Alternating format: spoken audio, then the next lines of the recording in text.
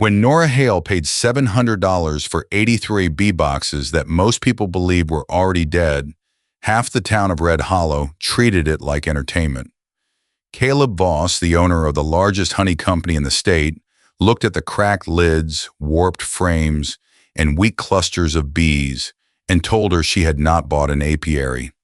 She had bought 83 empty wooden boxes and a very expensive lesson.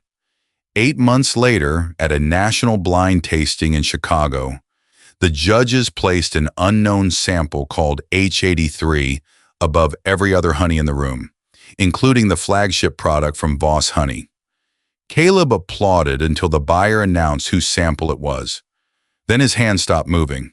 If you like a comeback built on skill, patience, and one stubborn woman refusing to be pushed aside, stay close, because the story of those 83 dying hives was only beginning. The auction took place behind an abandoned orchard on a hot April morning.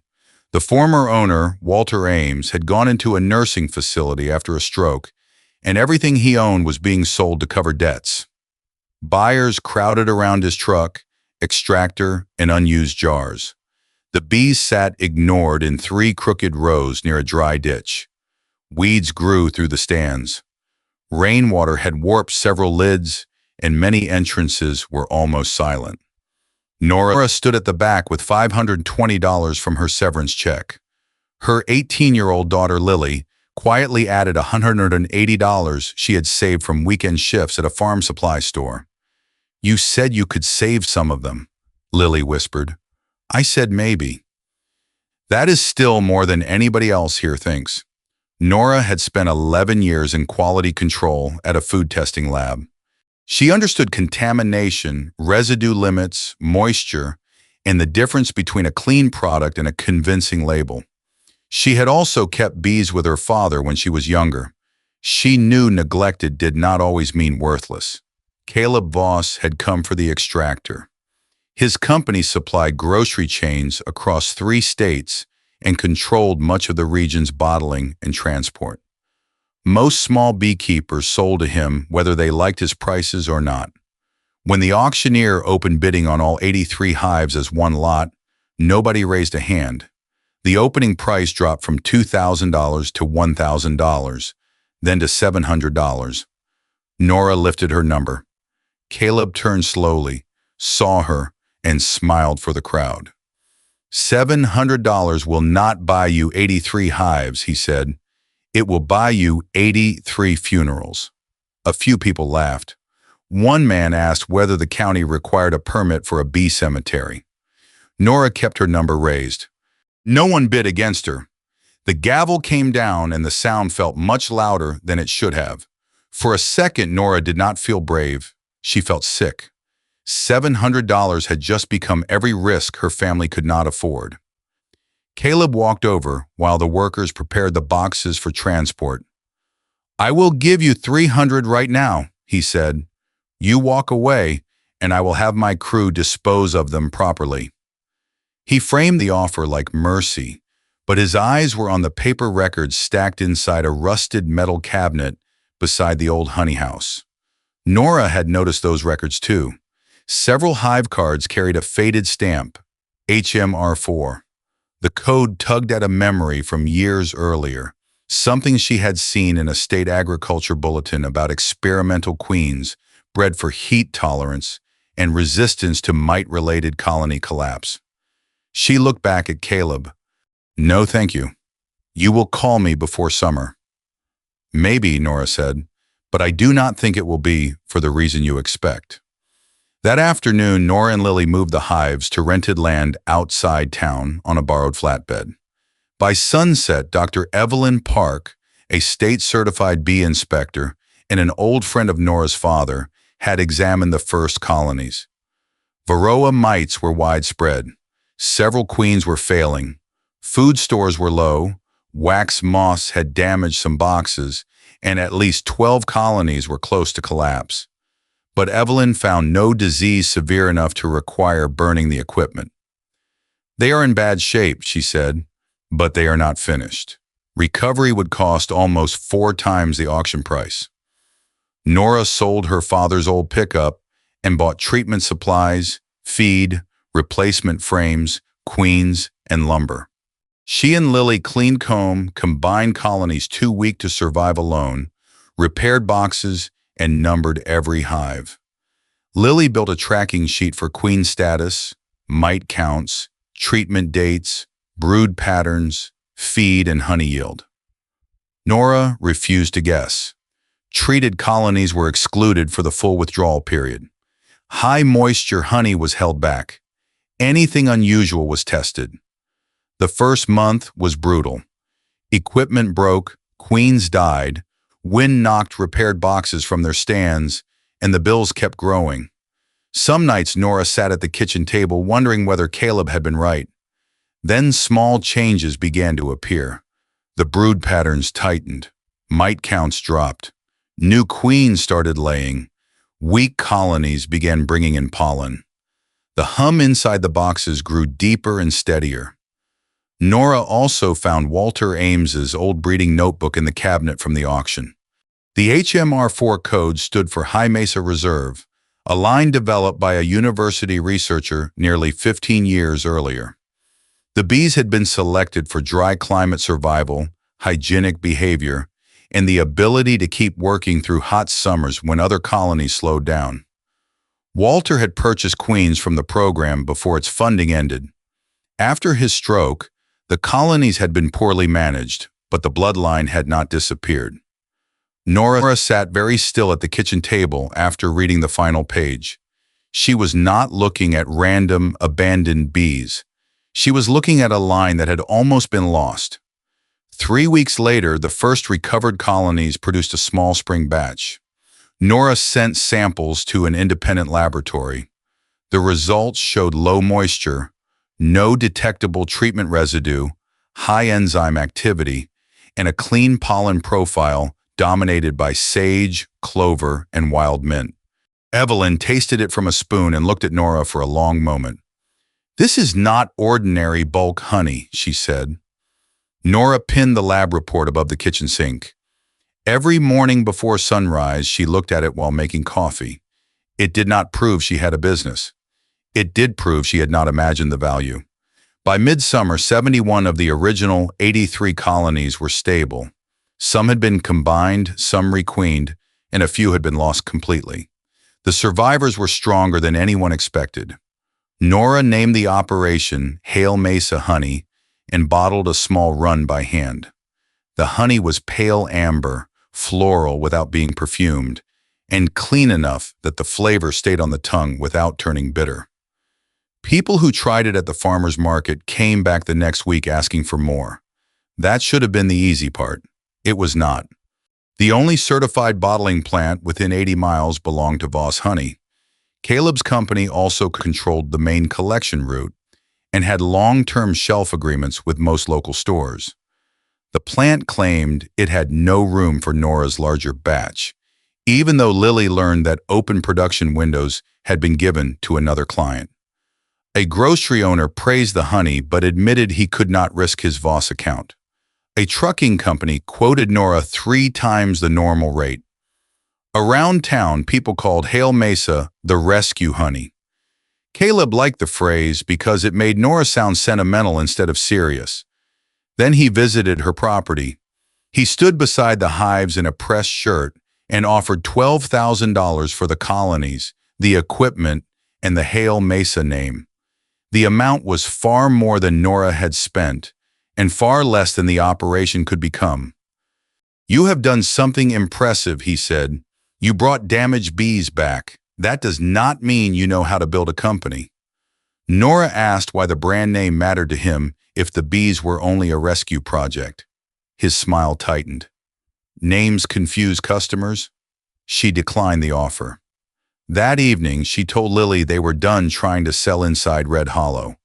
Every local road led through Caleb Voss, so they needed a road he did not own. The opportunity came from Northland Artisan Foods, a specialty grocery company building a national line of traceable, single-source honey. Its selection process included lab testing, blind tasting, traceability review, a farm audit, and supply planning. Voss Honey entered as the favorite. It could promise volume, packaging, freight, and years of retail experience. Nora could promise 71 stable colonies, a rented honey room, one borrowed trailer, and Lily's records on a cracked laptop. The fees and shipping costs would consume almost everything left in Hale Mesa's account. Nora entered anyway. Lily coded the sample H83, honoring the original number of hives, and they drove it 2 counties away to avoid the local shipping route. A week later, Northland confirmed that H83 had passed purity and residue testing. Hale Mesa was officially competing against Voss. The news traveled through town in less than a day. Caleb stopped laughing. That same week, an anonymous complaint accused Nora of selling honey from recently treated colonies, hiding disease, and using an unlicensed room. An inspector arrived without warning on the morning of her next harvest. Nora opened every cabinet and handed over treatment receipts, hive records, lab reports, cleaning logs, and withdrawal dates. Lily's system could trace any jar to its hive group, harvest date, moisture reading, and treatment history. After 4 hours, the inspector found one missing signature and no meaningful violation. "Most operations your size do not track this much," he said. "Most operations my size cannot afford to make the same mistake twice," Nora answered. 3 days before the tasting samples were due, temperatures rose above 105 degrees and the cooling unit failed. Excess heat could flatten the honey's delicate flavor, so Nora, Lily, and Evelyn moved every container into insulated boxes and borrowed cold storage from a cheesemaker. Nora logged each temperature and rejected anything above her limit. By sunrise, she barely had enough acceptable honey for the required jars.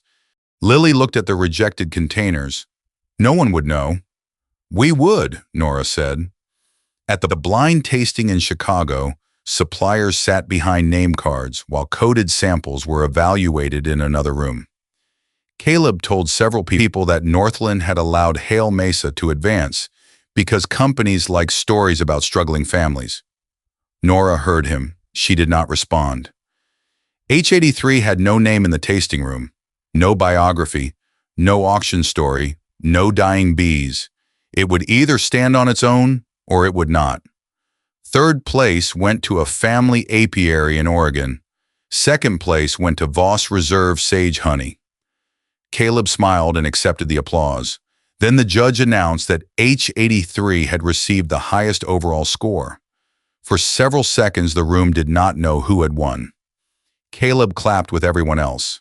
The Northland buyer, Claire Donovan, stepped to the microphone. "H83 was submitted by Hale Mesa Honey of Red Hollow." Caleb's hand stopped.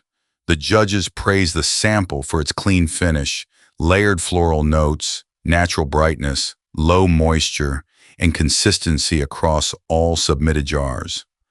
One judge said it tasted specific to a place instead of manufactured to fit a category. A reporter asked Nora what made it different. She could have talked about the rare bloodline.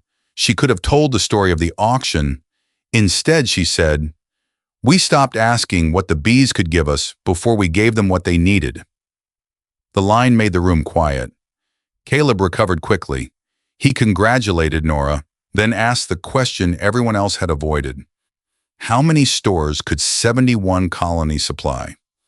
Nora had no bottling plant, no national freight contract, no reserve inventory, and no evidence that one excellent competition lot could be repeated at commercial scale.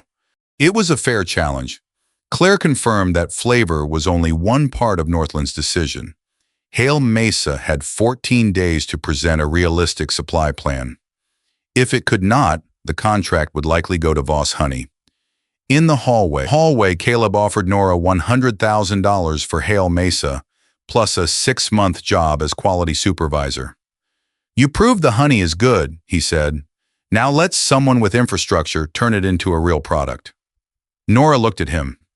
"You keep talking about infrastructure as if it can replace judgment. It replaces limits. Sometimes it just makes mistakes bigger." She walked away. That night, the victory felt smaller than it had in the ballroom. 14 days was not enough time to buy hundreds of healthy colonies, build a facility, and create a national shipping network. Nora could borrow heavily and grow too fast. She could sell control to an investor, or she could find a way to expand without pretending Hale Mesa was larger than it was. She chose the third path. Dozens of small beekeepers in the region sold bulk honey to Voss at prices they could not negotiate. Many produced excellent honey but lacked testing, packaging, and access to premium buyers. Nora invited 6 of them to her kitchen and proposed the Hale Mesa Cooperative. Every member would follow shared treatment, sanitation, harvest, and moisture standards. Each farm's honey would be tested separately, and weak batches would never be hidden inside stronger ones. Every jar would trace back to its farm, location, harvest, and lab result. Northland would pay for measured quality rather than farm size. Nora would oversee compliance, and Lily would expand the tracking system. 4 beekeepers agreed. Then Caleb applied pressure. Discounts disappeared, equipment orders slowed, and Voss drivers warned members that their remaining honey might not be collected. 2 farmers withdrew. Nora did not blame them. She rebuilt the plan around the farms that remained and proposed stage growth. Hale Mesa would lead the first year, while new queens, healthy colony splits, and additional farms would be added only after inspection. The plan was slower than Voss's proposal. It was also honest. Northland sent audit teams to both operations. At Hale Mesa, auditors found repaired equipment, clean storage, numbered hives, treatment controls, and workers who understood every rule. Claire selected 4 hive groups at random, and Lily produced complete records in minutes. Honey drawn directly from a current tank closely matched H83, proving the winning sample was not a one-time success. An auditor checked seals, drains, temperatures, and cleaning records and found nothing serious. Voss Honey looked more impressive at first, with automated lines, polished floors, and a conference room full of photographs. But random checks exposed problems. One lot labeled Single Source High Desert Sage included honey from 3 counties and 2 flowering periods. Another had been heated aggressively to speed bottling, weakening the flavor promised on the label. Purchasing and production records did not fully match. Caleb called the issues normal for a large operation. Claire answered that Northland was not buying normal variation. It was buying a promise printed on a label. Before leaving Hale Mesa, she asked Nora one final question. What happens if a national product carrying your family name fails? Nora looked through the window toward the rows of hives. My name is on the jar. Their lives are in the box. I have more to lose than someone watching quarterly numbers. Claire closed her folder. The final announcement came at a specialty food conference in Denver. Caleb arrived with attorneys, sales executives, and a public relations team. Nora arrived with Lily and Evelyn. Before the meeting began, Caleb made one last offer. $250,000, full ownership of Hale Mesa, and a 2-year consulting agreement for Nora. She declined before reaching the second page. Claire took the stage and announced that Northland had selected Hale Mesa Honey as the lead supplier for its new traceable reserve line. The agreement covered 4 years and could reach $1.5 million if production and quality milestones were met. Northland would provide stage funding for a certified bottling room, transport support, testing budgets for cooperative farms, and bonuses for batches exceeding the required standard. The contract did not reward Hale Mesa for being small. It rewarded the company for knowing exactly what every jar contained. Caleb objected that Nora lacked the assets to guarantee national supply. Claire explained that funding would expand only as Hale Mesa met verified milestones. Northland was not asking Nora to pretend she was already large. It was paying her to grow without becoming careless. Caleb turned toward Nora. You really think a few repaired bee boxes can compete with my company for the next 10 years? Nora answered calmly. I do not need to make more honey than you. I need to make sure the words on my label are true. She signed the agreement. A year later, Hale Mesa had not become the biggest honey company in the state. It had become one of the most trusted. The operation had a small certified bottling room, 2 delivery vans, 7 employees, and 5 cooperative farms that had passed full inspection. The first Northland release sold out in several regions ahead of projections. Nora refused to add new farms faster than the system could test and train them. The original colonies were still called the founders.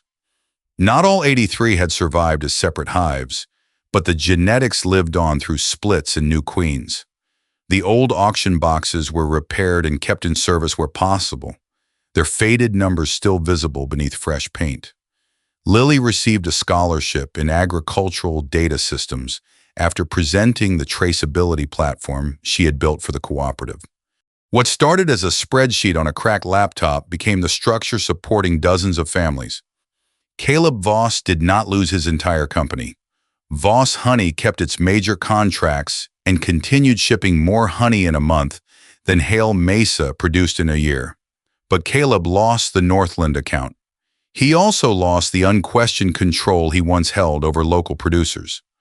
More beekeepers began demanding transparent testing and separate pricing for higher quality lots. Voss eventually changed its sourcing records, reduced aggressive heating, and revised labels that implied more traceability than the company could prove. Caleb never thanked Nora for forcing those changes. He did not have to. The changes were visible. One early morning, a Hale Mesa van pulled away from the apiary, carrying the first shipment of the season. Nora stood near the same row where the weakest auction hives had once been placed. Evelyn asked whether Nora had known, back at the auction, that those bees would lead to a national contract. Nora shook her head. I only knew they had been judged after people stopped taking care of them. She watched the van disappear down the road, then turned toward the hives as the first bees began moving into the morning light. Nora Hale did not spend $700 on 83 empty boxes. She bought 83 chances to prove that something neglected can still carry value, that scale cannot replace integrity, and that the people who dismiss what they do not understand are often the last ones to recognize what it is worth.